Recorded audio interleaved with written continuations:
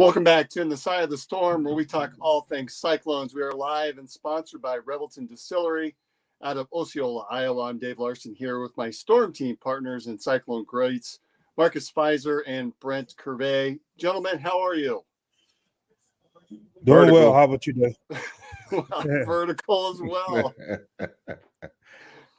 Brent, I see you're back from playing for the North Carolina State program in the Final Four. Man. You know, I had to take a couple weeks off, you know what I'm saying, and take our team as deep as we could, you know, did all I could to help us get a dub and take it to the championship game, but came up a little short. You look strong against Zach Edey, but that Purdue team just was a little bit overpowering for you. That's it, man. So for those of you who have not seen, we made fun of Brent 2 weeks ago now for playing in the Sweet 16. And what's his name? Burns? Frank Burns. Frank Burns is on DJ Burns. I'm a big fan of that fella, man. Big fan. Like big fellas that can move. Mm-hmm. He's fun to watch. Before we get started too far, big game this week or tomorrow night. We've got Purdue taking on UConn. Been really impressed with UConn, although they had a bit of a tougher game yesterday than what I was anticipating. But any predictions for the Purdue-UConn game tomorrow night? I think UConn is going to pull it out. I've been saying it all year. You know, the way they played last year and won it, came back at the beginning of this year, started solid. You know, there wasn't a team that started off strong and then fell off or started slow and then, started gaining momentum. They've been pretty much even killing all the way through. And I think the big fellas, Klinigan, how you pronounce that? Klinigan is going to match up really well with Edey. I think he's a little bit more versatile, can shoot it a little bit deeper, and they're both heavy bigs that's going to be banging up against each other.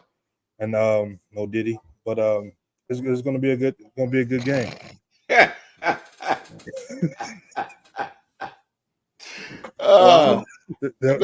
Man. Oh, no, Dave. It's all good, Dave. It's all right. Don't worry about it.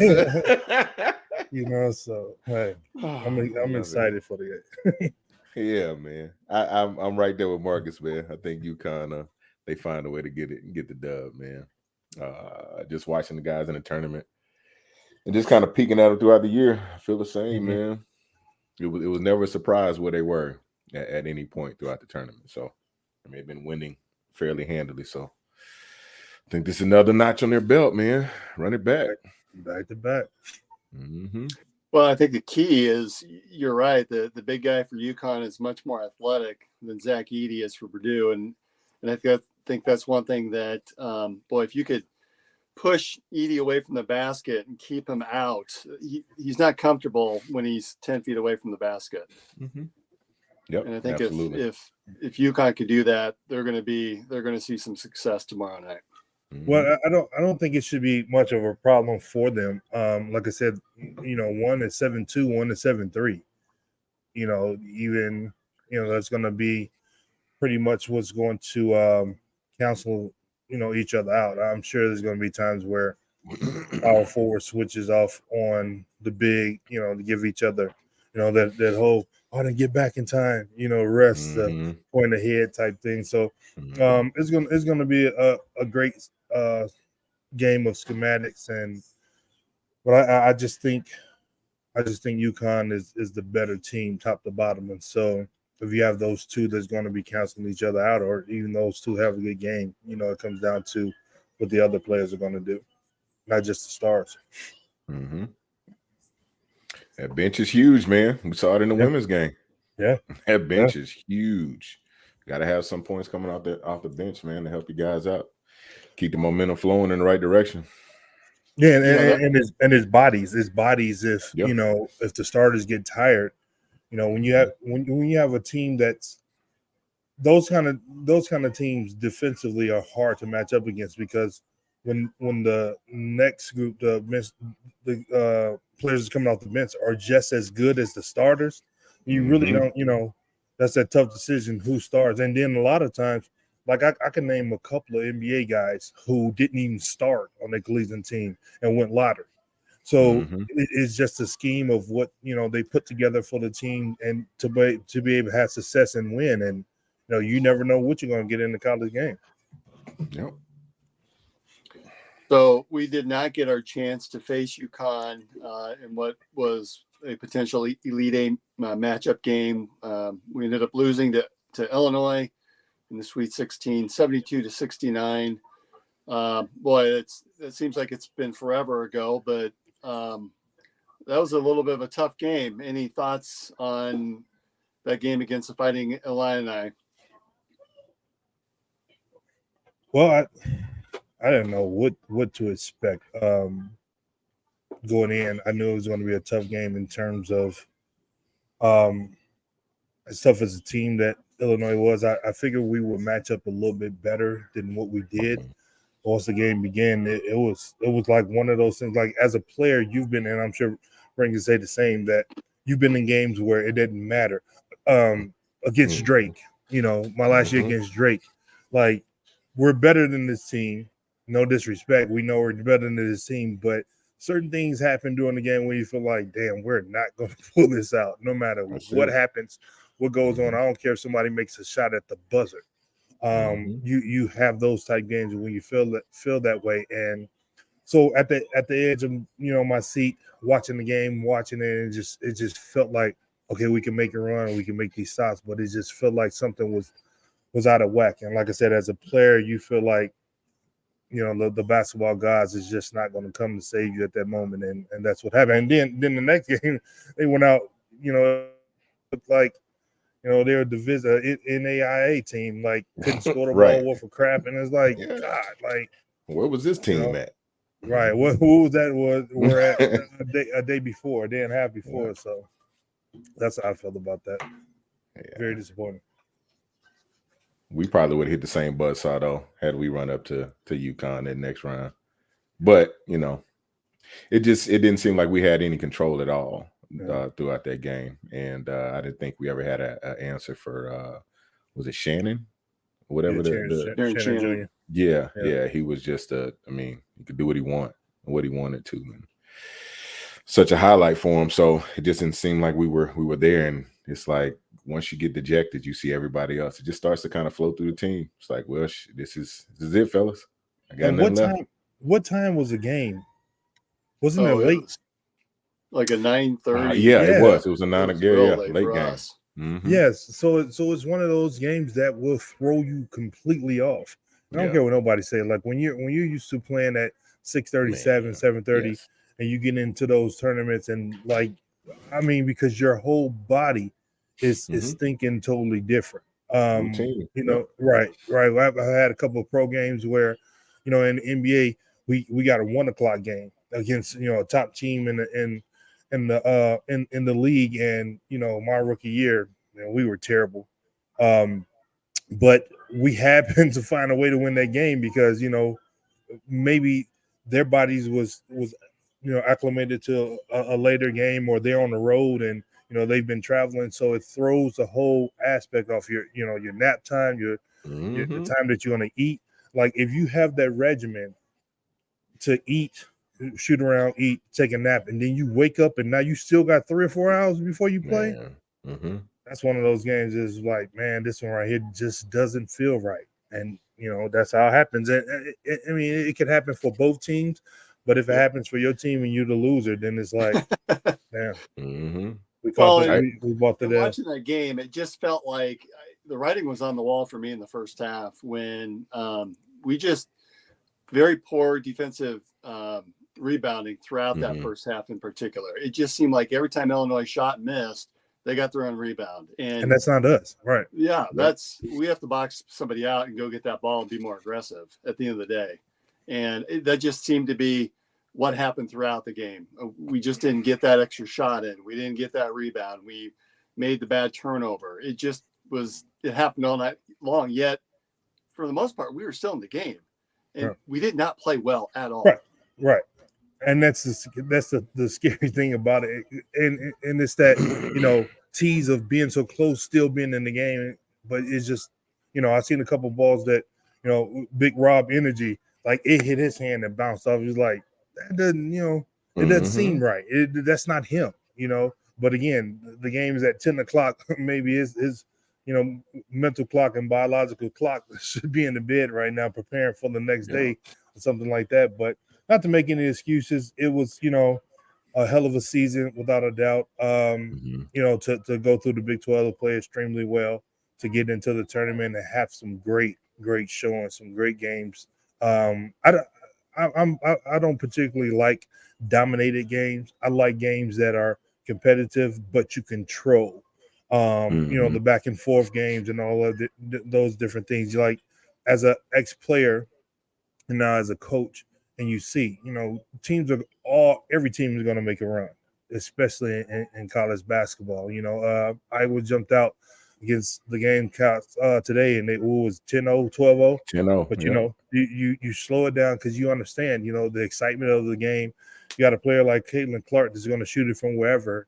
She's going to make those type shots, so you can't let that get you down. You got to understand that, different possessions, time to score, and just, stick to your game plan. And for us, that game, it just didn't seem right. Yep. So that concludes the end of this season already. We've seen a lot of activity in the transfer portal. Omaha Blue has elected to enter the portal, as well as Jackson Pawlowski, Jelani Hamilton, and Caden Fish. Probably the most surprising out of that, and we've had some discussions. We weren't quite certain what Omaha was going to do. But I'd love to see him with the team next year, to give him a summer with the entirety of the team. I know he spent a lot of last summer with other activities and USA basketball, and did not seem to integrate himself well into the team. I wish he had this summer to see what he could do before, and then elect to transfer if that's what he really wanted to do. Any surprises out of that group of the four who've hit the portal? I mean, no. I mean, I don't. Not the other guys, I guess, for Omaha. I mean, for me, you look at a kid that's a top player in the nation and he doesn't really get a lot of playing time. I mean, that does wonders for your ego, right? That's going to make you immediately feel way less better than what you are, just because of what you're accustomed to getting. You're getting a chance to go out and showcase what you can do. And then all of a sudden, all of that's cut down. You know what I mean? So I'm sure it was a bunch of mental hurdles for the kid to kind of jump over. And then you got everybody else in his ear. Like, man, you're better than this. Why are you riding the bench? You can go somewhere else and play right now. So kind of expected that one to happen, because I mean, he's a very athletic, talented kid. So does this say more about Omaha, or does it say more about the men's basketball program? I don't know. I got my opinions a couple different ways. I think just like with any team, a lot of our teams have guys, specific pieces that we kind of look for to use, right? So some guys will piece together a team. Some people might not fit that. And then, they tend to become outliers, and maybe you'll get a chance to shine, but it just might not be the program for him to do it in, unfortunately. Just my thoughts on it. Yeah, I mean, and I pretty much second that. It's kind of hard to, with not being in the locker room and not being in practices and things like that, you really can't pinpoint what went on. There's a number of things that I can speculate, but it's very unfortunate. Being a rookie or being a freshman coming in with all those accolades, I can speak from the exact same situation. The first McDonald All-American, he was the second, and that's the pressures for him now are way more than it was for me, because you have social media. Right. Everything is rampant. It runs fast. It goes from point A to point Z in a millisecond. So it's a lot harder for me, I guess. Getting my butt kicked by, like I said before, Clay Edwards and Tony Rampton, Paul Shirley. I remember Brad Johnson, even my freshman year, was really, really tough and helped with a lot of different things that I was going through. I guess I was able to hide because we didn't have social media, so get in the weight room, get beat up by the coaching staff, get beat up by the veterans, and wanting to get better. There was a lot of times that Stevie Johnson as strong as he was, and me coming out of high school, really, put me in my place, and I'm thankful for that. Now these kids can get into that same exact settings, and when they run into that adversity, it's to the social media to get the coddling maybe and the pats on the backs and you remember this and when you remember that instead of what you need to do. You got to look deep down inside and understand that this is a grown man's world now. You are an adult and you have to adjust to things accordingly. And whether if he didn't do that or if the coaching staff wasn't receptive to the things that he needed, player development, all of that, we really can't tell. But it's definitely unfortunate to see a guy come in with the talent and accolades that he have and not, be able to show us what he can do. Right. To go to another school, there's no telling what could happen. He could, blow up, have a phenomenal career, which, we wish him the best. I mean, don't wish no ill will against any of the kids that's participating in collegiate sports right now, anything like that. But at the same time, we wish that we had that opportunity to progress him on and, have great games with him. So it's sad to see. Yeah, from all accounts, he was a good kid just on the court, and it didn't work out. We wish him the best. Certainly would love to see him. Who knows? Maybe he transfers and ends up coming back, or maybe he hits the portal and decides, you know what? Got a pretty good gig here with the Cyclones. I don't know if anyone saw, but the Sporting News today tweeted something about their way too early top 25, and guess who's showing up as the number 2 team in their way too early top 25. I would assume us. You're absolutely correct. What is way too early top? Are they saying like it's way too early to say that they're that good, or they're predicting, or just saying like it's super early, but we're gonna say anyways? It's super early, and they're taking into account last I'm season. Fine with that. The current, I'm fine with that. The current portal situation and what's going on in there, and how everybody landed. So Alabama, I believe, was picked number 1. I would say 2, and I want to say Duke. Duke might have been 3rd. So I mean that's some high credit to TJ and the Iowa State men's program to be listed, to be even considered top 25, much less the number 2 team. Right. Coach Nate Oates down in Alabama, and Coach John Shire at Duke. Those along with Coach Oates. There's some very key to detail coaches that make you be accountable on defense, and that's the thing that the games start with. It doesn't matter how dynamic of a score that you have. You can have a situation where that player is not on, they're missing, or an injury could occur. You still got to guard and stop some people, and that's high praise. So hopefully it's not a situation where it's gonna go to our head and we don't start off well. We definitely don't need that, but we know he's gonna have the guys ready to play. Absolutely. And I know both you two love the big guys, and so we've had 3 recent transfers coming into the program. We've got today it was announced 6'10" Branton Chatfield from the University of Seattle, by way of one time he played at Washington State with Jazz Coons, is coming in next year. And then 6'11" Deshaun Jackson, not the football player, but the basketball player, transferring from Charlotte. He too played at Washington State for a while, had sat out due to some health issues that apparently we'll learn a little bit more about as we get closer to the basketball season. So we got some size coming in that really those two will probably make a big difference down low. And sounds like Jackson can dribble, he can shoot, he's solid at the free throw line. I'm excited to see him in the Cyclone uniform. Yeah, that'd be nice, man. And we also got the third person that I neglected to mention was Nate Heisey from UNI, transferred in. I think he was one of the top scorers for the Panthers this year. So we'll get to see him at this next level. Boy, sounds like a great rotation by the time that you add in some of the guys that they've already got there and add some athleticism, some size. Of course, that defense is always going to be stellar. You've got to be if you're going to play for TJ. Should shaping up to be a good season already, and you can see why Sporting News has picked the Cyclones as the number 2 team in their way too early top 25.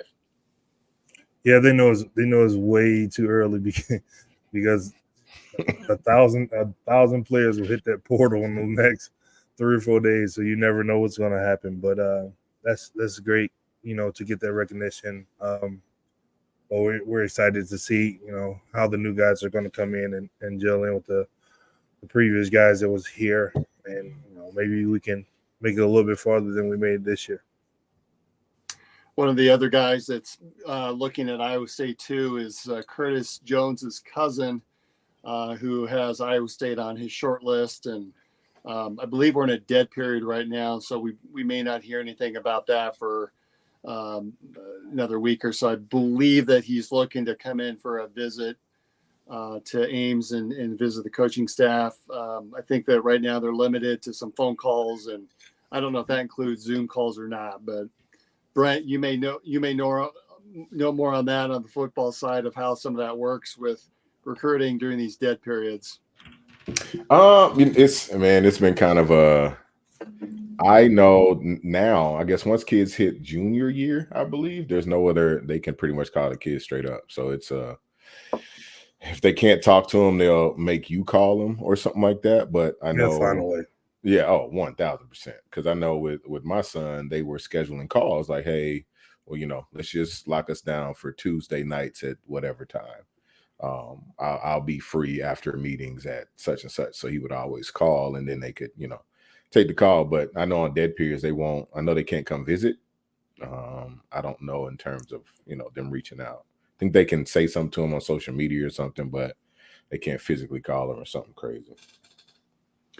All right, before we hit hear a word from our sponsor, one last item: women's basketball. I don't know if any of you watched the game, but they lost a heartbreaker to number 2 Stanford in Palo Alto in overtime. Boy, it was a heck of a game. Emily Ryan just went off from a scoring perspective and left it all out there. The entire team played exceptionally well. Ended up losing in a heartbreaker, but boy, what a finish for a team that was just loaded with freshmen this year. We are losing 3 players currently, either transfer or graduation, but shaping up to be another good season next year. I saw that one of the freshmen that's coming in from Johnson High School won the 3-point shooting contest that was held this weekend. So got some shooters coming in that's going to take a lot of pressure off of Audi down low, and will help that women's team may end up being a top 10 team next year too. See, why not? Yeah, that game was dynamic without a doubt. Another one that had me at the edge of my seat. A couple of questionable calls, as we always get in those type games. But being, in California playing Stanford, it's kind of a reminder of, being in Michigan playing, or being in Detroit playing Michigan State. But it happens every once in a while. But our women played extremely well. It was a hard fought game. It was exciting to watch. Definitely wanted to win it at the end, but unfortunately we didn't. But that's definitely a learning lesson to get better at different things next year. I think Audie had a great season for a freshman, and it has taught her a lot. And I think this going into this summer, getting ready for the fall, and what she's learned over this past year, the improvements top to bottom that she needs to make, and she personally knows what those are. It's going to make it so much easier for her coming in the next year. Like I said, my freshman year, I thought I was going to come in and just dominate everything. And before I even got to the Big 12, it was a rude awakening. Once we got into the Big 12, I started to figure some things out, but it was still some veterans, some older guys that was there. Paul Pierce, Rafe LaFrance. I remember Kelly Thames down in Missouri. Those type players. Albert White that showed me that this is a different kind of ball game. Mm-hmm. I was glad to see those guys move on after my freshman year. And now sophomore year is some things about to change. But those are the things that you learn from the upperclassmen. We're going to continue to say, the guys that came in that were older. You just it doesn't matter if you're better than them talented wise. They're the vets that know how to do different things. Like, damn, I hadn't figured that out yet. Then once you get that nugget, and they've moved on, now you're able to use that for the rest of your career. So I'm extremely excited. I've tweeted. I've not necessarily say I've joked about it, but I'm really considering coming back this summer. To see if Coach will let me work with her. A couple of different things. Cover different pointers and to give her, about how to play or how to be a big. Little different angles and stuff like that. I'll be excited to do that, but we'll see what happens. There's been a lot of talk that during the March Madness about the fact that some of these teams are older, and that's why they're competing and having more success than some of the younger teams. And Brent, I know with especially on football, I mean, there is a big difference between a college senior offensive lineman versus a freshman defensive lineman. Absolutely. And vice versa. Yeah. Relate for those of us that did not play at that next level, what those differences are when you are a freshman going up against a senior. Because for the longest time it was, hey, the Calipari's of the world, we're going to just bring in 10 freshmen and play them in waves, and we're just going with these great athletes, and he did, right? Calipari saw some success. But this year in particular, it seems like that has shifted quite a bit, where it's those older teams that have been around for a while that have spent more time in the weight room that are seeing some success. Can you talk to that? Just like what Marcus just said, man, it's the nuances that young guys don't know yet. So, if you've been there, you tend to pick up tricks of the trade in that particular position because you've probably seen me or somebody like me since you've been playing yours so many games, right? So, the speed of the game is so different. So to be able to, for an older guy, they can slow it down. They're like, well, I know this young cat won't know this, so I just got to cut him off here. Or it's small things like Marcus just said, I'd love to work with Audie on angles. And it is the smallest of details that make the biggest difference. But a lot of people won't understand that when you're first coming in, because you were dominant at your younger age. You could do things so well, but then now you're up here, everybody else's game is elevated. So there aren't just the one-offs on each team there. Everybody is just as good as you, if not better. So it's just one of those things, man, like, just like earning a black belt. It takes time and repetition. So good point, at the end of the day, it's, I'm personally trying to get my son up to school earlier so that he can get the 15 practices in spring ball. As I said, going into trying to learn a brand new playbook when you first get there in the fall, and then being a college student and learning, classes and all of these things, it's better to go in a little earlier so that the speed of the game is easier for you to grasp. You won't be behind. You're going to deal with the seniors, you're going to deal with that, but pick those guys' brains because they can give you little nuggets, and then that just, fuels you, man. So it's all the repetition. It's the time in the sport, time on task. And, those older guys, they got it, and they can pick you apart in just a couple of steps. But the young, smart ones will pick the older guys' heads and tend to be that much better. Really, really, really close after. Yeah, and for like the times where Coach Calipari and all those schools were putting together freshmen, dynamic McDonald All-Americans and freshmen, it's a little different now because of the transfer portal. When you've had some upperclassmen that were playing in a place and they couldn't transfer, or if they transferred, they had to sit out of the year. Now they can they can transfer and be immediately eligible. And now that, you got, 4 or 5 top scorers or 2 or 3 top defensive players that were at St. Bonaventure or Boston College or, San Jose State. Now all 3 of them transferred to Iowa State with some guys that we had on the team before that were, all Big 12 players, and you put them together and you roll those 5 freshmen out there. Now it's about to be barbecue chicken. So we're gonna barbecue chicken. The transfer portal has helped that a lot. change the dynamic of that. As you can see, these Kentucky teams that are rolling out now, they're not, being as successful as they once were because of that fact. Mm-hmm. Like Brent said, just little. I remember watching football games, one of our football games during the year, and the guy was running. Maybe Rocco was running and something like that, and he like cut down and filmed. My wife was like, well, why didn't he keep running? He had all that space, and I was like, those big fellas coming off that defensive end is faster than what you think. Like they gonna catch him real fast, and then when they catch him, the impact and the slam to the ground, I might as well get to this ground right now because he's maybe he's was a younger player freshman year. Now he got to play sophomore year, and maybe his freshman year he probably would have tried to outrun them. That next year he's figured it out, and then the vet that's chasing him fella, you better get down. So right, it's those little nuances that you don't understand and that you don't get. Going 100 miles per hour, posting Clay Edwards up and trying to go into his test. And I'm not gonna lie, coming into college, I think I was 198, maybe 200 pounds, a little bit over 200 pounds. I was really skinny. Clay was about 245. I mean, just just ripped up and trying to post him up and hit him in the chest and Clay was just catching it in there and just blocking it. And I was like, what in the hell is going on? And then I tried to beat him off the dribble, and Tony Rampton was 7'1", and then Paul Shirley 6'11", and they just blocking my shot. And I was like, no, we got to get in this weight room. Something got to change. Well, Clay was farm strong, right? I mean, he was a farm kid. He was in the weight room too.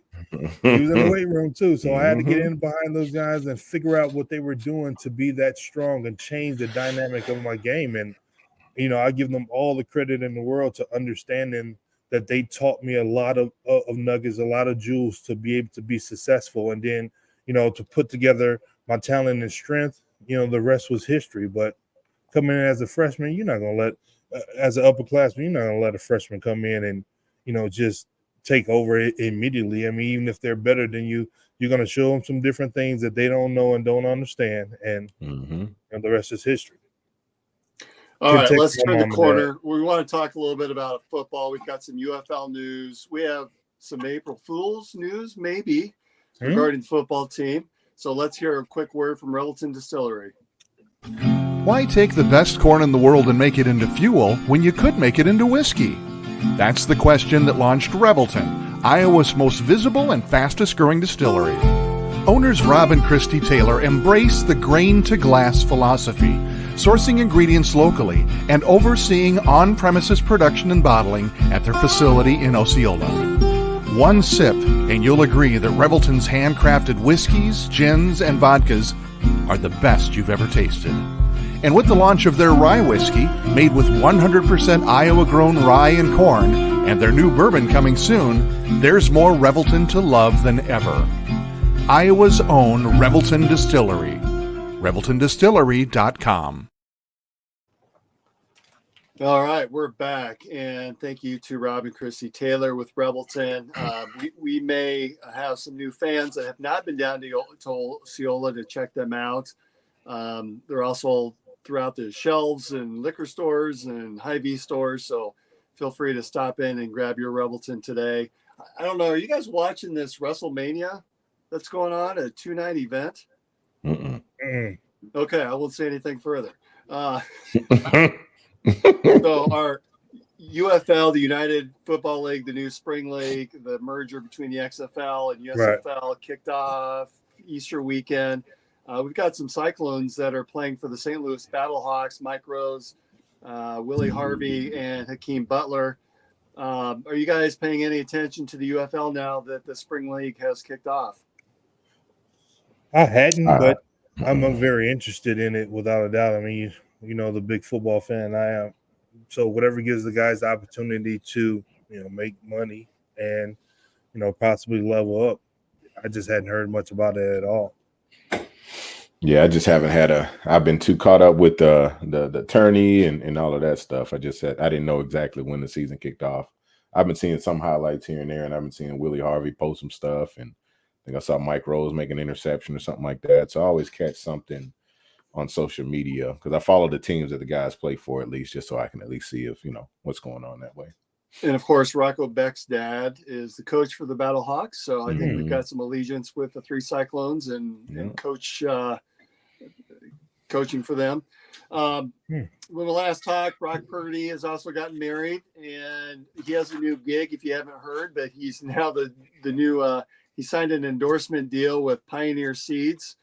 So all of the jokes about calling him Corn Jesus, he can carry that on. That's it. Nothing wrong with that, man. That's what it's about. Hey, cut the check. That is it. Cut Chris, the check. Chris, do you have that queued up to show?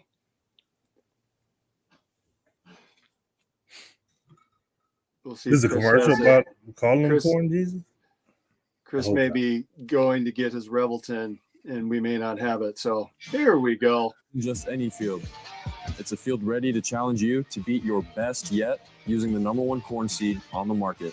I've had the chance to harvest some Pioneer corn on my in-laws farm firsthand last fall, and I'm excited about our brands teaming up. Let's go dominate the field this year.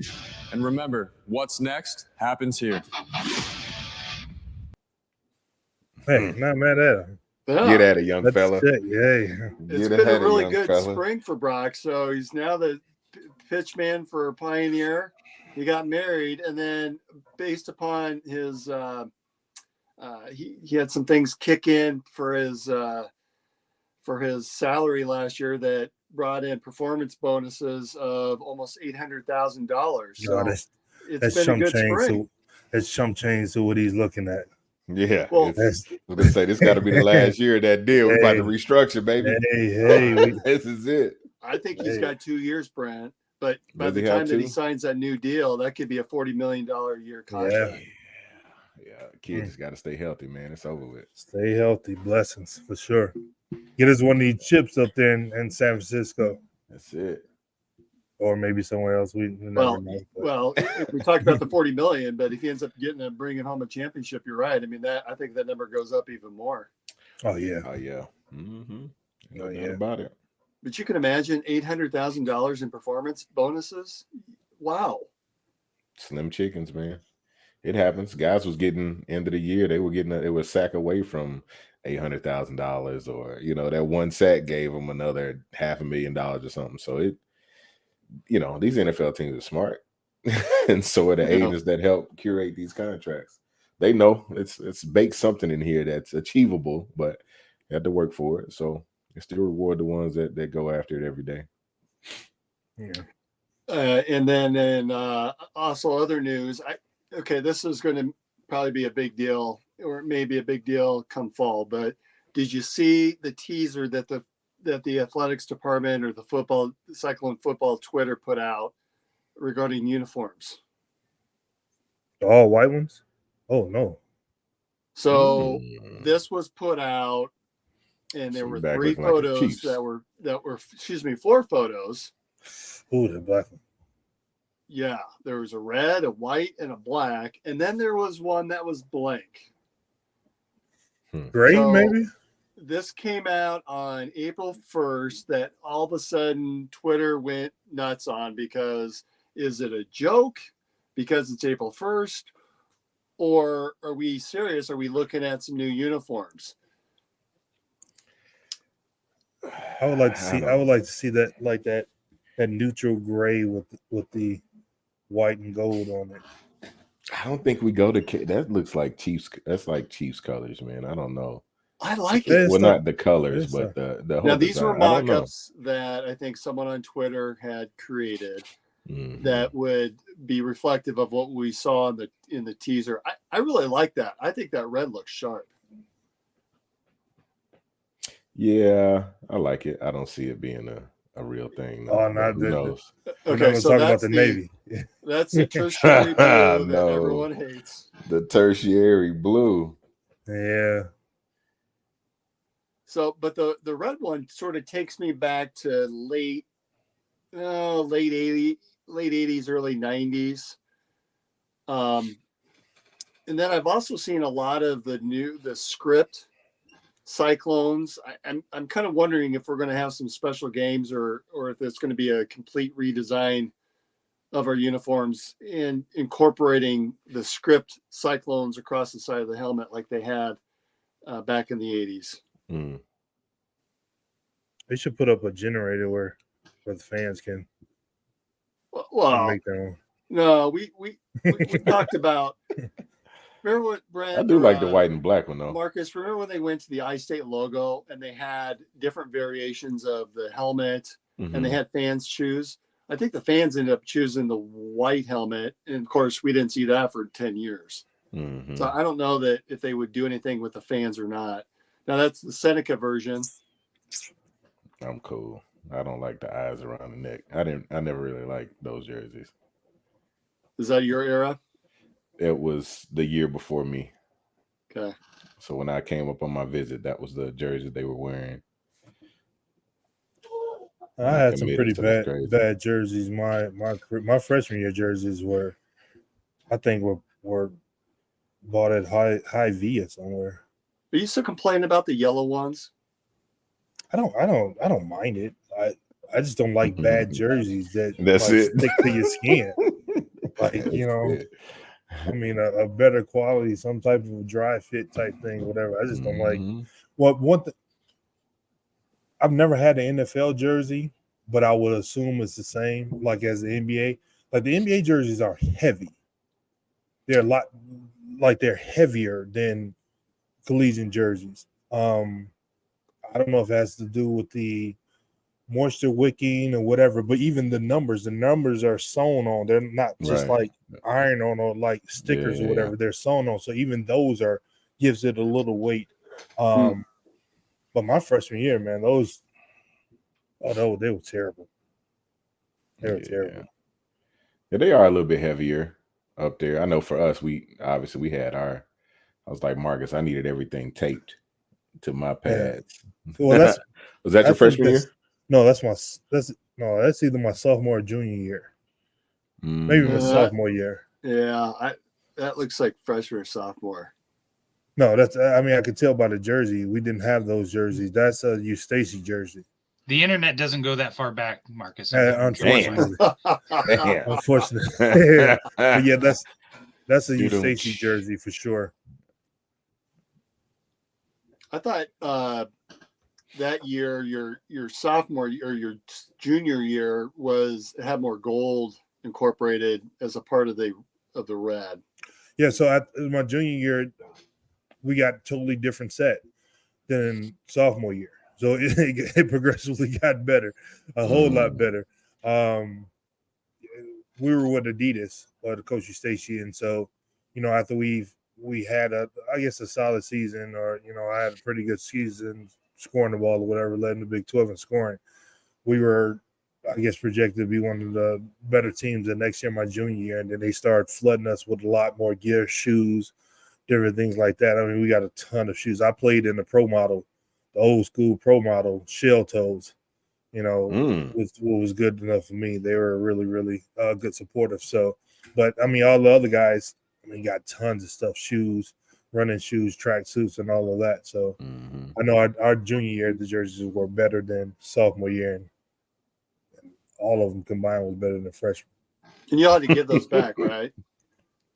I have no idea what they did with them. Those are one of those situations where, not in a braggadocious type way, that being a star player that what happened to this jersey? What happened to that jersey?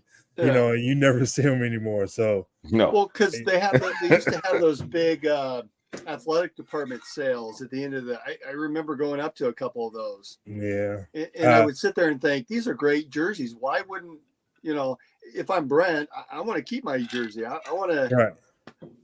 Now, see, maybe those you are don't. trash. Brent, would you have wanted to keep your jerseys or no? I got mine. I didn't. I got a I couple. didn't get to get mine. I got 3 of mine. For us, we'd always get them because it was constantly tearing or ripping and all of that stuff. So if they didn't auction it off at whatever event, then you would end up getting one year at the end of the year. Nah, it's just one of those things for me. Like, hey, my daughter's choking. One of those things for me.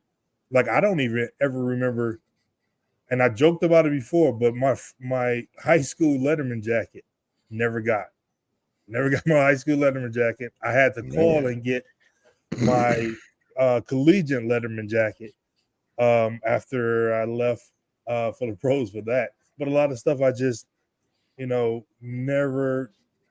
It's like, you plan season, go on further and all that. You're just really, really not thinking about, you end up losing when you didn't, want to lose. So I'm depressed and going through that cycle. I really wasn't thinking about jerseys, but equipment managers, we had Gator. Gator was either giving you stuff or Gator was either doing some stuff with the thing. So you just never know.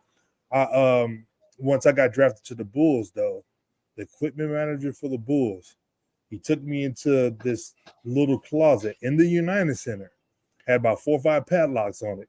And so me being the curious rookie, running out, and it was a closet right before you ran out to the floor.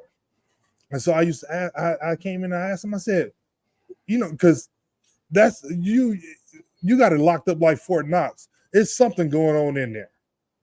Padlocks on the outside. And so I asked him, I said, what is in that closet? And man, he took me in that closet and there was so many jerseys and shoes and socks from the championship years. Now this guy had 3 or 4 Harleys. He was equipment manager for the Bulls. So you put that together. Yeah, he had some stuff in. I mean, I pulled out stuff and I was like, man, just he was like, ain't no way in hell you're going to, and locked it up and put these locks back on there. And, he said, no, you're probably the first one that has ever asked. I was like, man, I'm from Detroit. When you see some suspicious, you never know what's going on in that closet. So, I mean, there's just one of the things that you see and, understand if you have the opportunity, you have possession of that. What are the chances you think Michael Jordan started the game and ended the game in the same jersey? Oh yeah, especially during those championship years and during the playoffs. Oh, come on now! All that was playing orchestrated. He had like the tape with the pre-wrap and stuff cut off his ankles, still in there. That type stuff, So I mean, I've seen it. Yeah, that's crazy. Well, you hear stories about like Jerry Rice when he was playing, how meticulous he was in his appearance. And you hear stories of him coming back out in the second half with a different shirt or a different jersey or something because he had a certain look that he wanted to continue to maintain. So I would have to believe that Michael is doing the same thing. Oh, ain't no doubt. Yeah, and I'm sure they were forcing, hey, here, go ahead, Let me get that wet one off of you. Get that jersey right now. Put a dry one on. We get this one washed up. Man, come on. I bet those jerseys never hit. Never seen that side. Never saw daylight. Never seen so daylight Marcus, again. You're in there and you didn't get one. Not one. You didn't take one item. Nothing. Not one thing. He wouldn't allow me to. And so when I thought about, like I said, the next day at practice and he pulled up on a different Harley Davidson, I was like, okay, now I get it. Like these are, they funding these Harley dreams. I get it. You've been here for a minute. I can't knock the hustle at all, but I definitely tried. And to this day, he's probably the only one with keys to that one room. Probably, I think he has retired, but I guarantee he probably cleaned that room out beforehand. Yeah, without a doubt. So we will have to look forward. The spring game, if you don't recall, is April 20th. So we're 2 weeks away from that. Maybe we'll see some release between now and then with football jerseys or something like that. Otherwise, we'll just have to wait until the fall, and we'll see what the football team comes strutting out for the first home game at Jack Trice Stadium for the season. And upcoming, I think this is probably puts a cap on our season of this show. We'll see what the next month or so comes out. We've got some potential guests in the hopper that we may have some special episodes that come out. Can't say who those individuals are just yet, but we're working on those actively. Otherwise, we may put a little pin in it and delay and start up a new season coming up, which that gives Chris a little bit of extra time to redo the opening now that we've had an additional Sweet 16 by the men and Big 12 championship by the men as well for basketball. So anything to close out this season for you, Marcus or Brent? Nah, man, it's been fun. I'm back from my tourney run. Hopefully I won't have to make another one next year, but we'll rock and roll at it again really soon. And Marcus, Muted, I think Marcus. you're on mute, my friend. Okay, can you hear me? Yeah. Mm-hmm. Yes, it's about time for me to start heating up with the coaching and all of that.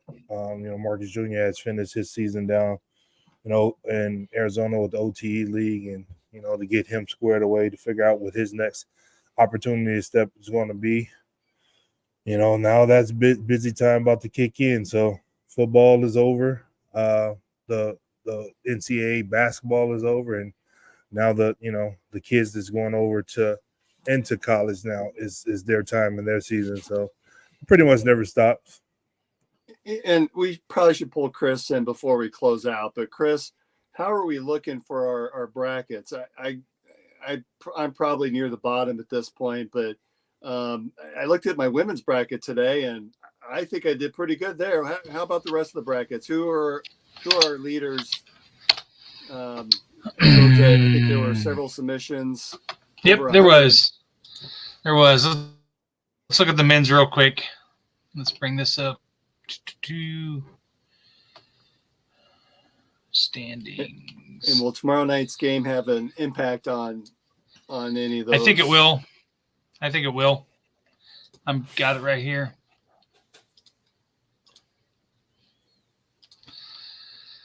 So Terry Nickpon, I think if UConn wins, Terry's going to win it. She's got a max of 148 points. It's pretty close, but then if Purdue wins, it looks like Jason will win. I'm trying to find yours. I'm scrolling for a long time. I don't know where you're at. Killing me. Look at that. I finished before you did. How bad is that? Yeah, you're not even on the first page. Damn. I know, right? That's 750 entries. He's not even on the first page. We do have a winner in the women's challenge. That was Bruce. I sent him an email just a little bit ago. What? I didn't win the women's? No. And Denny was awful close. Denny Ryan, he was only 3 points off. Wow. And John's a listener. Bill's a listener. There you go, Dave. You were 11th. Wow. You're on the first page on that one, Dave. There you go. That's well, at least I'm on the first page. That's right. Nice job. Well, I will tell you guys, I appreciate it. I appreciate this year. I appreciate what you guys have done here. And yeah, I'll line up some guests over the summer, and you guys are welcome to, if you got old teammates you want to bring on and shoot the shit, that'd be good too. So I'm still working on that elusive. Yeah, tell Jamal to answer your text message. Floor general. Well, and Marcus, this could be a really good season because this year or this next season will mark the 25th anniversary of that 99-2000 team. So 25 years. 25. Man. I think it would be a blast to get a bunch of you guys on a call like this and we rewatch a game or two. I think that would be a lot of fun. Probably be a lot of fun for you guys. It'd be a lot of fun for us as fans to listen in and hear you guys tell stories about those days.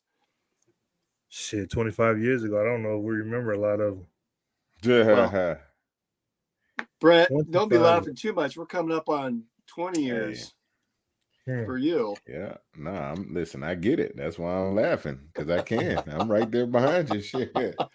I'm knowing. Believe you me. Yeah, I was watching the comedian Kev on stage. He said him and his wife were out, and she wanted a port, wine, and they brought a 1994 bottle, and she was like, "Why is this so expensive?" He was like, "It's vintage."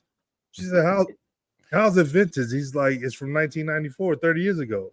She said, don't ever say that again. Don't ever say that, that 1994 was vintage. He's like, they all started laughing. He said, because to me, 1994 was 2 years ago. Right. You don't realize that it's been 30 years that fast. Damn. All right, so that's a wrap on this edition and this season for In the Side of the Storm.